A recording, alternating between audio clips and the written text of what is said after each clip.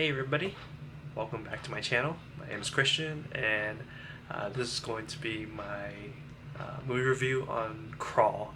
I ended up seeing this movie a couple weeks ago, and so like the last time I saw a movie about like alligators or crocodiles terrorizing people, all I can really think of is like Lake Placid, and I know that's a really old movie.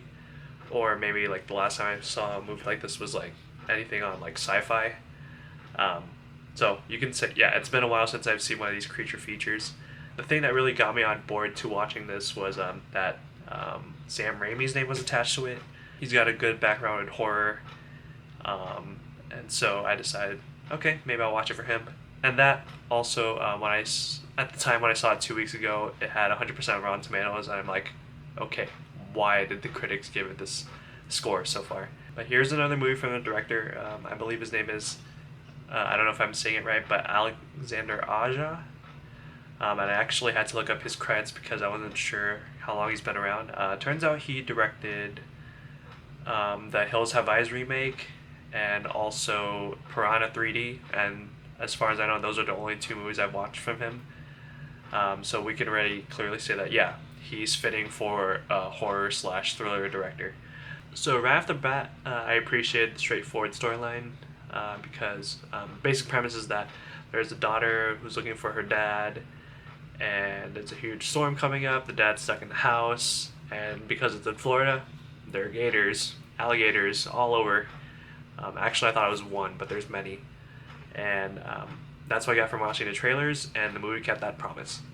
And so we have two main characters. We have the daughter's name, I believe, is Haley, played by Kaya Scodelario, and Dave, the father, played by Barry Pepper.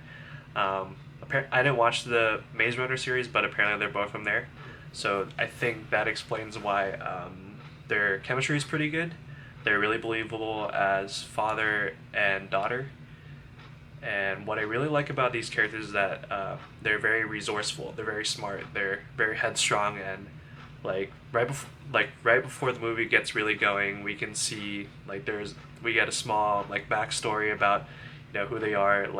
She's a swimmer. He was a coach, and in a way they're very headstrong, very determined, and they're very tough. That's what I really appreciate about their characters.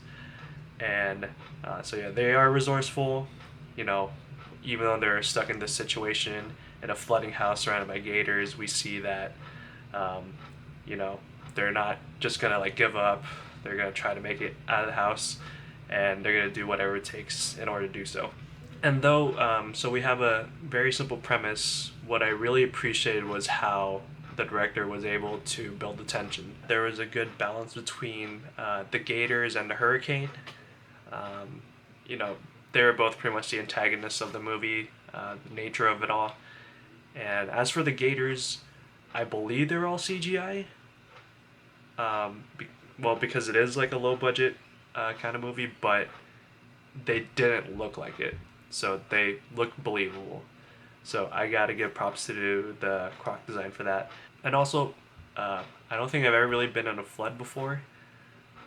So I guess the design of just the whole neighborhood being flooded, it looked exactly like what I see on the news, so kudos to that. So going back to the original Rotten Tomatoes score, which when I watched it 2 weeks ago, it was at 100%. What I wasn't aware is that there wasn't a critic screening for this movie.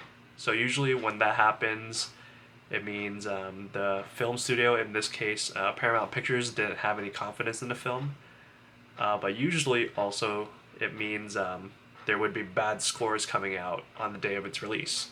But it wasn't the case. When I was checking Rotten Tomatoes, there was actually a bunch of pretty good reviews. For me, I was still trying to figure out, I'm like, okay, yeah, this movie's pretty good, but there's a certain quality about it.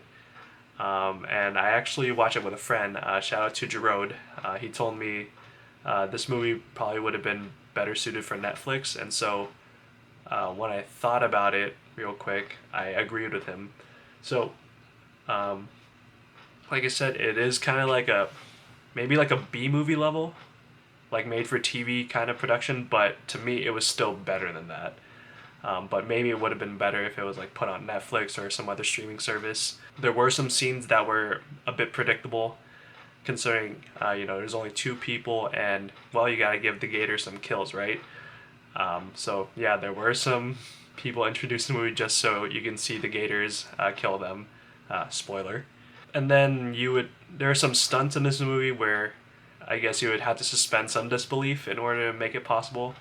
Like they throughout the movie they keep on showing how much blood loss some characters got, and I don't know. For me, some of the stunts wouldn't be possible considering how much blood you would have lost, and then how much time you've been spending in that house.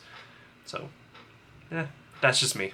It's really hard for an original horror movie like this, kind of low budget, small horror movie, to be competing against. Well, at the moment, I think it's competing against Aladdin, competing against Toy Story 4, Spider Man, Lion King, pretty much Disney's franchises right now. It's really hard for them to be competing against the bigger movies, especially in the summer season like this.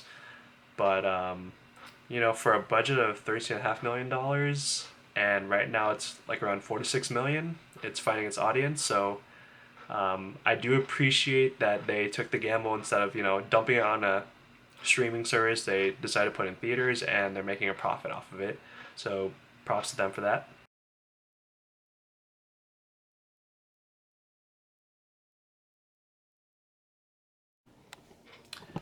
Alright, hopefully this is good enough.